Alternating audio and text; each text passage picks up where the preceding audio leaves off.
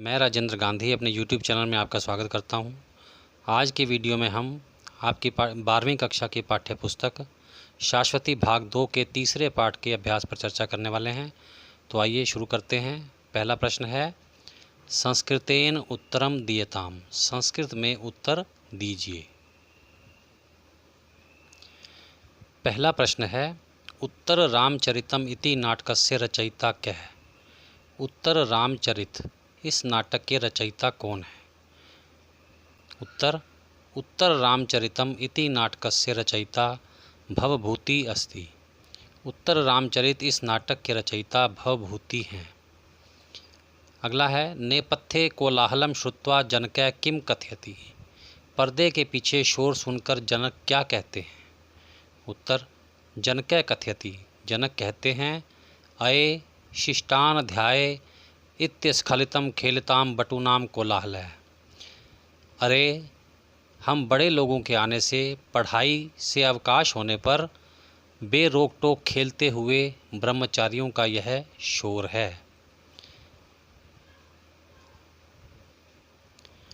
अगला है, लवै रामभद्रम च कथम अनुसरति। लव श्री रामचंद्र का कैसे अनुसरण करता है? उत्तर, लवः रामभद्रम मांसलोज्वलेन देहबंधेन कलहम संघोष स्वरेण च अनुसरति। लव श्री रामचंद्र का अपने बलिष्ठ और तेजस्वी शरीर के द्वारा और मधुर कंठ वाले हंस के स्वर से अनुसरण करता है। कहने का भाव यह है कि जिस प्रकार श्री रामचंद्र का शरीर बलिष्ठ और तेजस्वी था और उनका स्वर मधुर कंठ वाले हंस के स्वर के समान था, वही गुण लव में भी विद्यमान है। अगला है, बटवः अश्वम कथम वर्णयन्ति। ब्रह्मचारी घोड़े का कैसे वर्णन करते हैं? उत्तर, बटवः अश्वम वर्णयन्ति। ब्रह्मचारी घोड़े का वर्णन करते हुए कहते हैं, सह अश्व पश्चात पुच्छम वहति। वह घोड़ा पीछे से पूंछ धारण करता है। तत् च निरंतरम धुनोति, और उसे निरंतर घुमाता रहता है। दीर्घ ग्रीवः अस्ति, लंबी गर्दन वाला है। तस्य चत्वारः खुरा सन्ति, उसके 4 खुर हैं। सह शष्पाणि खादति, वह घास खाता है। आम्र मात्रान शकृत पिंडकान प्रकृति, और आम के फल के समान पिंड के रूप में मल बिखेरता है। अगला, लवम कथम जानाति यत् अयम आश्वमेधिकः अश्व। लव कैसे जानता है कि यह अश्वमेध यज्ञ का घोड़ा है? उत्तर, लव आश्वमेधिक अश्वस्य विषय जानाति। लव अश्वमेध के घोड़े के बारे में जानता है। यत् की अनेन अश्वेन सह प्रत्येकम शत संख्या कवचिनो दंडिनो निषंगणिश्च रक्षितारः विद्यन्ते। कि इस घोड़े के साथ प्रत्येक 100 की संख्या में कवचधारी, दंडधारी और तर्कशधारी रक्षक रहते हैं। अगला है, राजपुरुषस्य तीक्ष्णतरः आयुध श्रेण्यः किम न सहन्ते। राजपुरुषों की तीक्ष्ण हथियारों वाली श्रेणियां क्या सहन नहीं करती? उत्तर, राजपुरुषस्य तीक्ष्णतरः आयुध श्रेण्यः शिशोरोपि दृप्ताम वाचम न सहन्ते। राजपुरुषों की तीक्ष्ण हथियारों वाली श्रेणियां बच्चों की भी अभिमान से युक्त वाणी को सहन नहीं करती। दूसरा प्रश्न है, रेखांकित पदानि आधृत्य प्रश्न निर्माणम कुरुत। रेखांकित पदों को लेकर प्रश्न निर्माण करो। पहला है, अश्वमेध इति नाम क्षत्रियाणाम महान उत्कर्ष निश्चय। अश्वमेध यह नाम क्षत्रियों की उन्नति की कसौटी है। तो प्रश्न बनेगा, अश्वमेध इति नाम के शाम महान उत्कर्ष निश्चय। अश्वमेध यह नाम किनकी महान उन्नति की कसौटी है? तो क्षत्रिय नाम के स्थान पर आ जाएगा केशाम अर्थात किनकी, और अंत में प्रश्नवाचक चिन्ह। इसी प्रकार दूसरा है, हे बटवः, हे ब्रह्मचारियों, लोष्ठै अभिघनन्तः उपनयत एनम अश्वम। मिट्टी के ढेले से मारते हुए इस घोड़े को यहाँ ले आओ। प्रश्न बनेगा, हे बटवः, कई अभिघ्नन्तः उपनयत एनम अश्वम। किन के द्वारा मारते हुए इस घोड़े को यहाँ ले आओ। तो लोष्ठई के स्थान पर आ जाएगा कई, किन के द्वारा। अगला, रामभद्रस्य ऐशः दारकः अस्माकं लोचने शीतलयति। श्री रामचंद्र का यह बालक हमारे नेत्रों को शीतलता प्रदान कर रहा है। प्रश्न, रामभद्रस्य ऐशः दारकः अस्माकं के शीतलयति। श्री रामचंद्र का यह बालक हमारे किन को शीतलता प्रदान कर रहा है। लोचने के स्थान पर आ जाएगा के, अर्थात किन को। अगला, उत्पथई मम मनः पारिप्लवम धावती। ऊबड़ खाबड़ रास्तों पर मेरा मन चंचल होकर दौड़ रहा है। प्रश्न, उत्पथई कस्य मनः पारिप्लवम धावती। ऊबड़ खाबड़ रास्तों पर किसका मन चंचल होकर दौड़ रहा है। तो मम के स्थान पर आ जाएगा कस्य, किसका। अगला है, अति जवेन दूरमतिक्रांतः स चपलः दृश्यते। तेज वेग से दूर जाता हुआ वह बालक चंचल दिखाई दे रहा है। प्रश्न, अति जवेन दूरमतिक्रांतः स कीदृशः दृश्यते। तेज गति से भागता हुआ दूर जाता हुआ वह बालक कैसा दिखाई देता है। चपलः के स्थान पर आ जाएगा कीदृशः, कैसा। अगला है, विस्फारित शरासनः आयुध श्रेणियाँ कुमारम तर्जयन्ति। धनुष ताने हुए सैनिकों की श्रेणियाँ कुमार को धमका रही हैं। तो प्रश्न बनेगा, विस्फारित शरासनः आयुध श्रेणियाँ कम तर्जयन्ति। धनुष ताने हुए सैनिकों की श्रेणियाँ किसको धमका रही हैं। तो कुमारम के स्थान पर आ जाएगा कम, किसको। अगला, निपुण निरूप्यमाण है लवः मुखचंद्रेण सीतया संवदत्येव। ध्यान से देखने पर लव का मुख सीता के मुखचंद्र के समान दिखाई देता है। प्रश्न, निपुण निरूप्यमाण लवः मुखचंद्रेण कया संवदति एव। ध्यान से देखने पर लव का मुख किसके मुखचंद्र के समान दिखाई देता है। तो सीतिया के स्थान पर आ जाएगा कया, अर्थात किसके। तीसरा प्रश्न है, सप्रसंग व्याख्याम कुरुत। सप्रसंग व्याख्या करो। पहला है, सर्वक्षत्र परिभावी महान उत्कर्ष निश्चय। प्रसंग, प्रस्तुत पंक्ति हमारी पाठ्य पुस्तक शाश्वती द्वितीयो भागः के अंतर्गत बाल कौतुकम नामक पाठ से ली गई है। इस नाटक के रचयिता महाकवि भवभूति हैं। व्याख्या, यह अश्वमेध यज्ञ का घोड़ा है।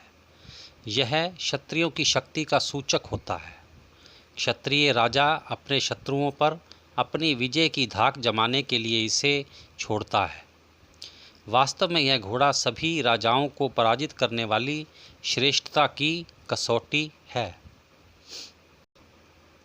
अगला है, किम व्याख्या नैर्व्रजति स पुनर्दूर में यही वामः।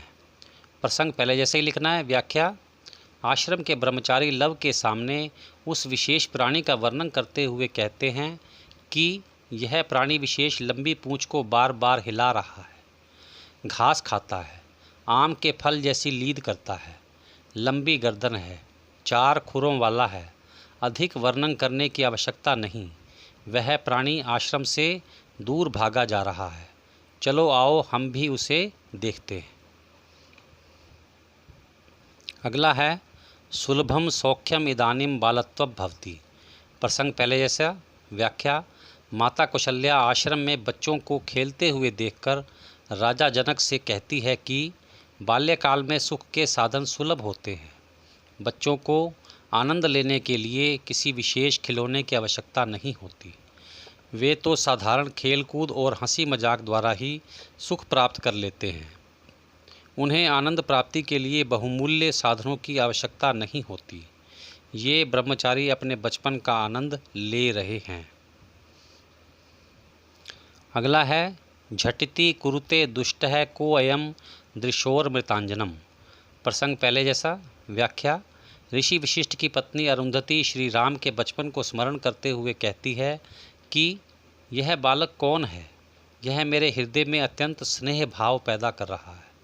इसे देखकर मुझे ऐसा लग रहा है कि मैं बचपन के राम को देख रही हूँ। यह बालक मुझे इतना आकृष्ट कर रहा है मानो इसने झट से मेरी आँखों में अमृत का काजल लगा दिया है। इसे देखकर मेरे नेत्रों को अत्यंत तृप्ति मिल रही है। चौथा प्रश्न है, अधोलिखितानि कथनानि कः कम कथयति।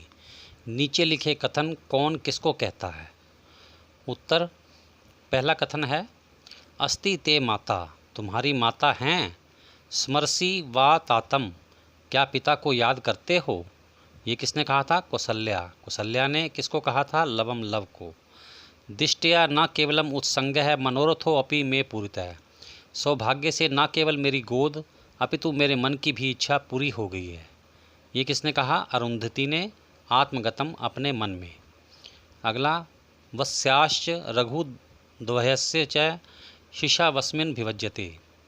इस बालक में पुत्री सीता और श्री राम के मधुर संबंध अभिव्यंजित हो रहा है, अर्थात दिखाई दे रहा है। तो ये किसने कहा था? जनक ने कौसल्याम, कौसल्या को। अगला, सो अयम अधुना अस्माभि स्वयं प्रत्यक्षीकृत है। अब तो हम सब ने यह स्वयं देख ही लिया है। ये किसने कहा था? बटवै, ब्रह्मचारियों ने, लवम, लव को। अगला कथन है, इतो अन्यतो भूत्वा प्रेक्षा महे तावत पलायमानम दीर्घायुषम। थोड़ा इधर होकर उस दौड़ते हुए दीर्घायु बालक को देखते हैं।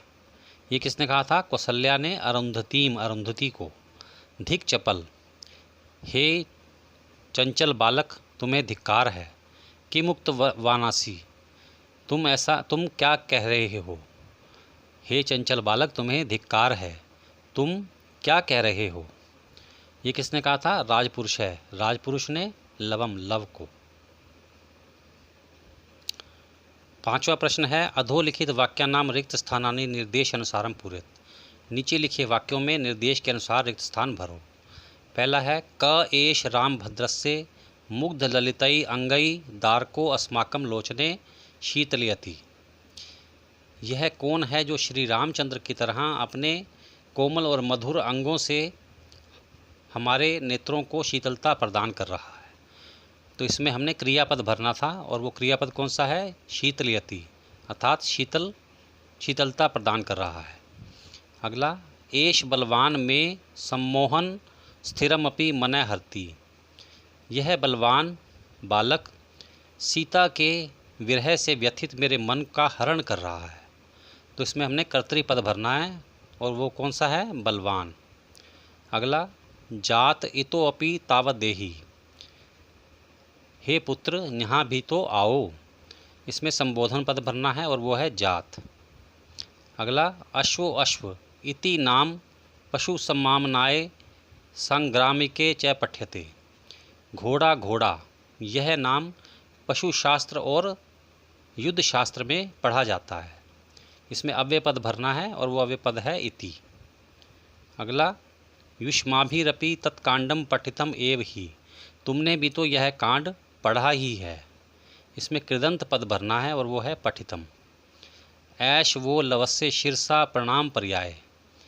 यह लव का सिर के द्वारा आपको उचित प्रणाम है। इसमें कर्ण पद भरना है, जिसमें तृतीय भक्ति होती है, और वो पद है शीर्षा, अर्थात सिर के द्वारा। छठा प्रश्न है, अधः समस्त पदानाम विग्रह दत्ता। नीचे समस्त पदों के विग्रह दिए गए हैं। उदाहरणम अनुसृत्य समस्त पदानि रचत। उदाहरण के अनुसार समस्त पदों की रचना करो। समास नामपि च लिखत, और समासों के नाम भी लिखो। तो पहला उदाहरण है, पशु नाम सम्मामनाय है। पशुओं के शास्त्र में, तो इसमें समस्त पद बनेगा तस्मिन पशु सम्मामनाय। समास का नाम षष्ठी तत्पुरुष। अब पहला पद है, विनयेन शिशिरः, विनम्रता से शीतल। समस्त पद विनय शिशिरः है। समास का नाम तृतीया तत्पुरुष। अगला, अयस्कांतस्य शकलः, लोहे के छोटे चुंबक के, लोहे का छोटा सा चुंबक। समस्त पद बनेगा अयस्कांत शकलः, और समास का नाम षष्ठी तत्पुरुष। अगला, दीर्घा ग्रीवा यस्य स, जिसकी गर्दन लंबी है। समस्त पद दीर्घ ग्रीव है। समास का नाम बहुव्रीहि। मुखम एव पुंडरीकम, कमल के समान मुख वाला। समस्त पद मुख पुंडरीकम, समास का नाम कर्मधारय।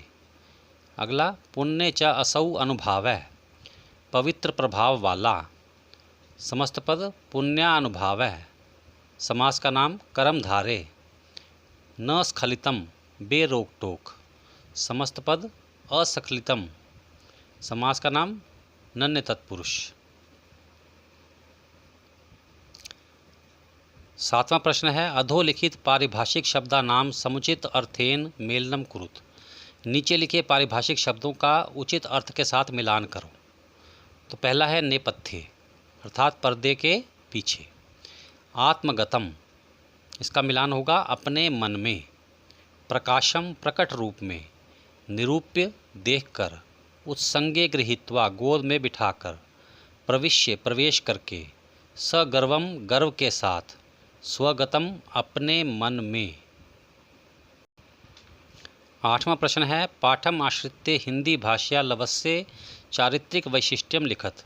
पाठ पर आधारित हिंदी भाषा में लव का चारित्रिक विशेषताएं लिखो। इसका उत्तर है लव महर्षि वाल्मीकि के आश्रम में पालित पोषित भगवती सीता के जुड़वां पुत्रों में से एक है। वह दिखने में बिल्कुल राम जैसा है। यही कारण है कि जब महर्षि वाल्मीकि के आश्रम में राजऋषि जनक, कौशल्या और अरुंधति अतिथि के रूप में आते हैं, तब खेलते हुए लव को देखकर कौशल्या राम के बचपन की यादों में खो जाती है। लव का मुख सीता के मुखचंद्र की भांति है। उसका मांसल और तेजस्वी शरीर राम के तुल्य है। लव शिष्टाचार में कुशल है। वह अतिथियों के आश्रम में पधारने पर उन्हें प्रणाम करता है। लव ने अपने गुरु से शस्त्र और शास्त्र दोनों की शिक्षा प्राप्त की है। इसलिए वह अश्वमेधीय अश्व को देखते ही पहचान लेता है, क्योंकि उसने युद्ध शास्त्र और पशु सम्माननाए में इस अश्व के बारे में पढ़ा था। लव वीर और स्वाभिमानी है। इसलिए जब रक्षक सैनिकों के द्वारा अश्व के संबंध में गर्वपूर्ण शब्दावली का प्रयोग किया जाता है, तब वह उन सैनिकों को ललकारता है। वह उनकी विजय पताका छीनने की घोषणा करता है। अन्य बालक डर के कारण भाग जाना चाहते हैं, परंतु लव सैनिकों का सामना करने के लिए धनुष पर बाण चढ़ा लेता है। इस प्रकार लव धीर, गंभीर, सुंदर, शिष्ट, स्वाभिमानी और तेजस्वी बालक है। 9वां प्रश्न है अधोलिखितेषु श्लोकेषु छंदो निर्देशक क्रियताम। नीचे लिखे श्लोकों में छंद का निर्देश कीजिए। तो पहला है महिम्ना एतस्मिन् विनय शिशिरो मौगध्य मसृणो। इसमें शिखरणी छंद है। अगला है वस्याश्च रघु दुहस्य च शिशावस्मिन् अभिव्यज्यते। इसमें शार्दुल विक्रीडितम छंद है। अगला पश्चात पुच्छम वहति विपुलम तच्च धुनोत्य जस्रम। इसमें मंदाक्रांतः छंद का प्रयोग किया गया है। 10वां प्रश्न है पाठम आश्रित्य उत्प्रेक्षा अलंकारस्य उपमा अलंकारस्य च उदाहरणम लिखत। पाठ पर आधारित उत्प्रेक्षा अलंकार और उपमा अलंकार के उदाहरण लिखो। पहले हम उत्प्रेक्षा अलंकार का उदाहरण लेंगे। वस्याश्च रघु द्वयस्य च शिशावस्मिन् अभिव्यज्यते। संवृत्ति प्रतिबिंबतेव निखिला शैवाकृति सा द्युति। इस बालक में पुत्री सीता और श्री रामचंद्र के मधुर संबंध दिखाई देता है। इस बालक में वैसी ही चमक, वैसी शक्ल, वैसी विनम्रता और पवित्र प्रभाव दिखाई दे रहा है। प्यारे बच्चों, इसमें राजा जनक लव में सारे गुणों को देख रहे हैं जो श्री राम में हैं। इस प्रकार उन्हें लव जो है वो श्री राम और सीता के मधुर संबंध की याद दिला रहा है, जैसे वो उन्हीं का पुत्र हो। तो इसमें इसलिए उत्प्रेक्षा अलंकार है, क्योंकि इसमें जनक कल्पना कर रहे हैं कि वो बालक लव श्री रामचंद्र और सीता के मधुर संबंध का सूचक है। अगला है उपमा अलंकारस्य उदाहरणम। उपमा अलंकार का उदाहरण मनो में सम्मोह स्थिरमपि हरतेश बलवान अयो धातुम यद्वत् यद्वत् परिलघुरयस्य कांत शक्ल है। यह बालक सीता के विरह से व्यथित मेरे मन का हरण कर रहा है। कैसे हरण कर रहा है? जैसे एक लोहे के टुकड़े का छोटा चुंबक लोहे को आकर्षित करता है, उसी प्रकार यह बलवान बालक मेरे मन को आकर्षित कर रहा है। तो इसमें लव की तुलना लोहे के छोटे चुंबक से की गई है, इसलिए इसमें उपमा अलंकार का प्रयोग किया गया है। प्यारे बच्चों, इसी के साथ आज का वीडियो समाप्त होता है। अगर आपने इस चैनल को सब्सक्राइब नहीं किया तो अवश्य कर लें। धन्यवाद। आप सबका कल्याण हो।